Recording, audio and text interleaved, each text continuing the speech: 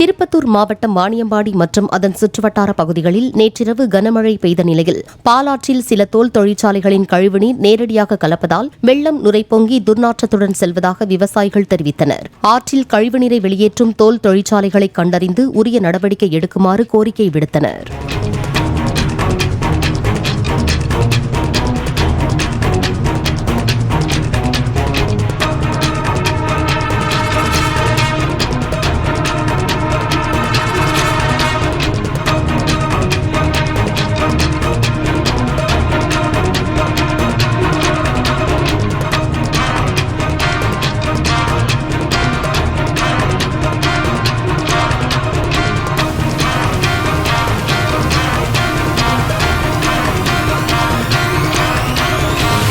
Play store மற்றும் app ஸ்டோரில் இருந்து பாலிமர் செயலியை QR கோடு மூலம் பதிவிறக்கம் செய்யுங்கள்.